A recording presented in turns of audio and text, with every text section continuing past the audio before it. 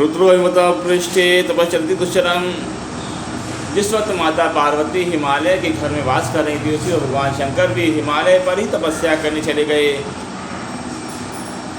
माता पार्वती ने शिव जी से आज्ञा प्राप्त कर ली शिव पूजा करने की।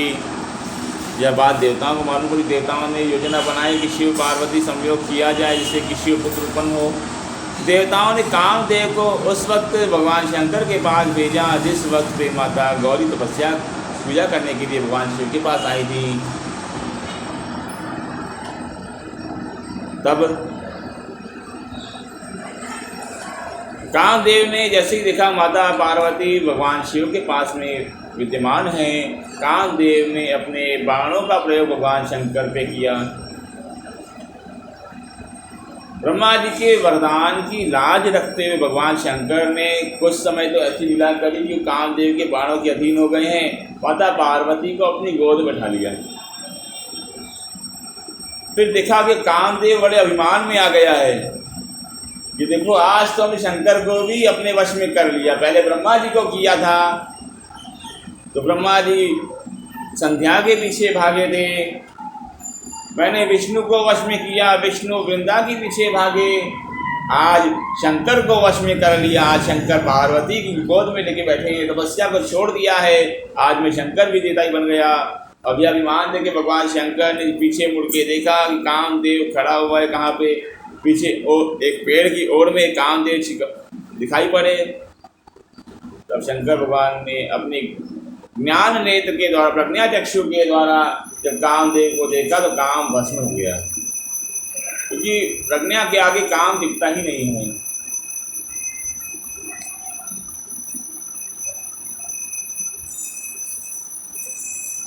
रति विलाप करने लगी, मेरे पति को जीवित करिए। देव कार्यात मेरे पति ने यह उद्योग किया था, आज यह दुर्गति को कैसे प्राप्त हो गया। परोपकार से तो कल्याण होता है और मेरा पति परोपकार के मार्ग पे चला तो उसकी दुर्गति हो गई।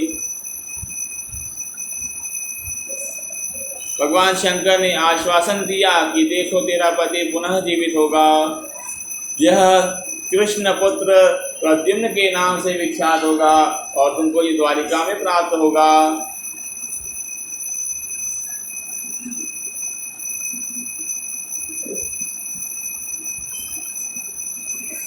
माता रति कामदेव की भस्म को लेकर सती जाने लगी। तब देवताओं ने उनको आश्वस्त किया कि तेरा पति तुझे पुनः प्राप्त होगा। जब शिव पार्वती से विवाह करेंगे तब तो उनकी कृपा दृष्टि से काम को एक स्वरूप प्राप्त हो जाएगा। इस वक्त कामदेव बिना अंग के विद्यमान हैं, वो अनंग के नाम से विख्यात हो रहे हैं।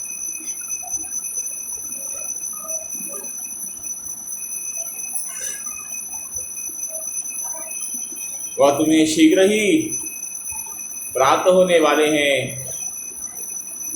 यह कथा जब मिथिलेश राजा जनक ने सुनी तो जनक पूछते आखिर कामदेव भस्म क्यों हुए। कुछ कर्म तो ऐसा किया होगा कि भस्म होना पड़ा।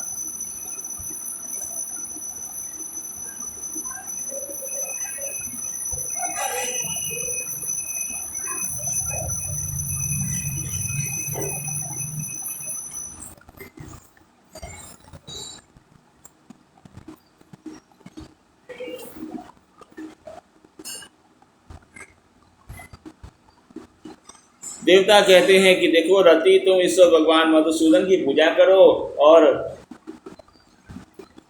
अशून्य शयन व्रत करो और भगवान लक्ष्मी नारायण से प्रार्थना करो कि हे प्रभु जिस प्रकार से आपकी शैया कभी सूनी नहीं होती वैसे मेरी शैया भी कभी सूनी ना रहे।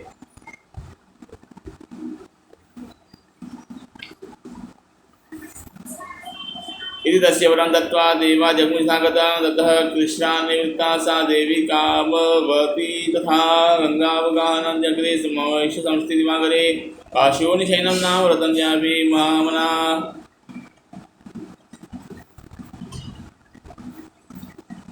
अब रति कामदेव को प्राप्त करने के लिए नित्य अलकनंदा गंगा में स्नान करती और विष्णु का अर्चन करती। जिससे शीघ्र ही उनको कामदेव का साक्षात दर्शन हुआ। पूर्व कल्प में ये कामदेव एक धर्मपरायण राजा थे।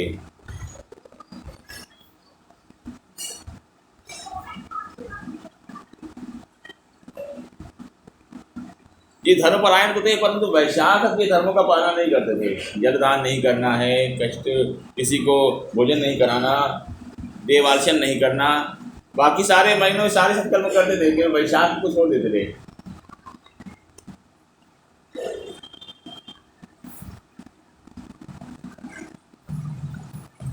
इस कारण से यह कामदेव भस्म हो गया। तो वैशाख को व्यर्थ गवा देने से देवताओं की हानि हो गई, तो मनुष्यों की क्या कथा होगी।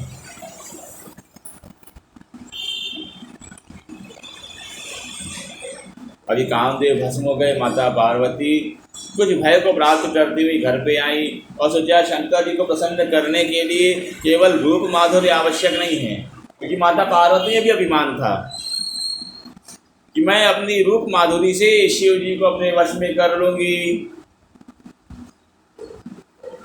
अब कामदेव वही भस्म हो गया तो रूप माधुरी कैसे कार्य करेगी। अब माता पार्वती जाना कि शिव को प्राप्त करने के लिए तपस्या करना आवश्यक है, बिना तपस्या किए शिव प्राप्त नहीं होंगे। गंगा तट पे जहाँ भगवान शंकर ने कामदेव को भस्म किया था, उसी स्थान में माता पार्वती ने तपस्या करना आरंभ कर दिया। शिव तो हिमालय का वह प्रांत छोड़ के दूर देश कामाख्या चले गए और कामाख्या में तपस्या हो गए। यहाँ दोनों ही तपस्या कर रहे हैं, शिव भी तपस्या कर रहे हैं कामाख्या पे जाकर के पार्वती को पत्नी रूप प्राप्त करने के लिए, और हिमालय के काम्य वन में जहाँ भगवान शंकर ने कामदेव को भस्म किया, वहाँ माता पार्वती तपस्या कर रही हैं शिव जी को पति रूप से प्राप्त करने के लिए। माता पार्वती का यह रूप ही ब्रह्मचारिणी कहलाता है। जब ब्रह्मचर्य अवस्था का पालन करते हुए तपस्या रूढ़ होकर के लक्ष्य की साधना की जाए।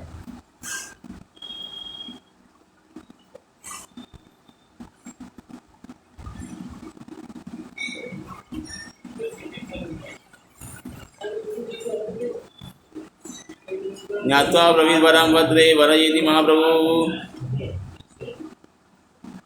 अब एक समय देवताओं ने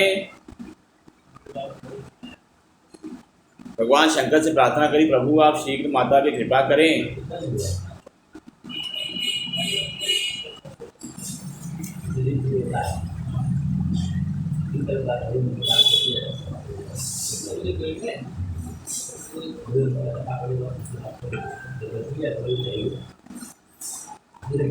तथैव वरं दत्त्वा ऋषीन् सस्मात् सप्त आजमुस्ते मुनयः सदा प्राञ्जलयः पुरः। ऋषीन्नाज्ञापयामास कन्यां रश्मिहिमालयः तथा दृष्टा भगवता कन्यातं यमद्भिः।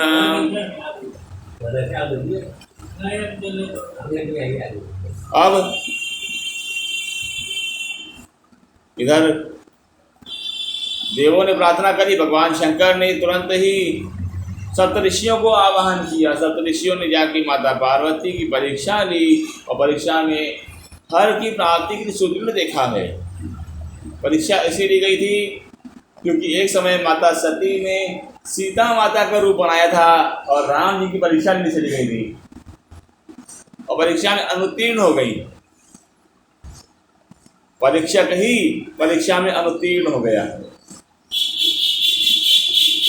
इसलिए भगवान शंकर ने परीक्षा ली। अब की बार माता पार्वती की, पिछली बार तो रामचंद्र थे, एक पत्नी थी सीता, अब की बार कृष्णचंद्र है, 16,108 पत्नियां हैं, जाने कितनों का रूप बना लेगी।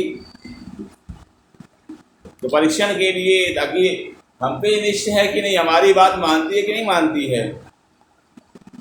हम कहते हैं कृष्ण भगवान को मान ले, पिछली बार कहा था राम भगवान को माना नहीं था, इसलिए परीक्षा लिया गया और परीक्षा में माता पार्वती उत्तीर्ण हो गई। तत्प्रभाव यह हुआ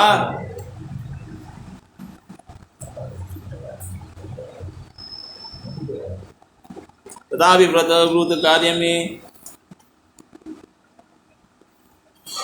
अब सप्तऋषियों ने परीक्षा लेकर के पुनः हिमान के पास में गए और हिमान से कहा कि देखो तेरी कन्या के लायक एक ही वह संसार में है, यद्यपि तुम्हारे कन्या के जो पति का स्वरूप है वह अवधूत वेश है, वह दिगंबर रहने वाला है और संसार में अनासक्त रहेगा। तो तुमको चाहिए कि अपनी कन्या को यदि ऐसे ही वर को देना है तो उसमें भी उत्तम को दो। इनमें भी उत्तम है भगवान शंकर, और तुम शिव पार्वती विवाह आयोजन करो। फिर भगवान शिव पार्वती विवाह के लिए तैयार हुए।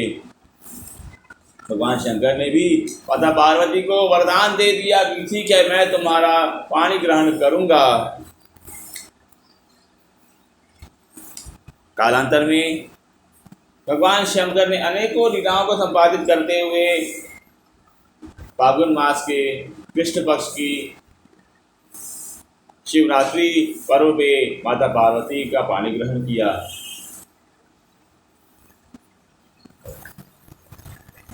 और जब शिव पार्वती को उन्होंने पाणी ग्रहण कर लिया, विवाह हो गया, तो विवाह के अनंतर कई वर्षों तक शिव पार्वती एकांत में रमण करते रहे, जिस कारण शिव को तो उत्पन्न नहीं हो पा रहा था। देवताओं को चिंता हो गई, जिस कारण से हमने कामदेव को भस्म करवाया, कामदेव भस्म हुए, इतना उद्योग किया और कार्य सफल नहीं हो रहा है, शिव पुत्र उत्पन्न ही नहीं हो रहा है। सारे देवता भगवान शंकर के पास में गए। भगवान शंकर एकांत में थे, अब अंदर प्रवेश कौन करेगा? तो देखा कि पशु पक्षी जो हैं ये अंदर जा सकते हैं। उपवन है, उपवन के अंदर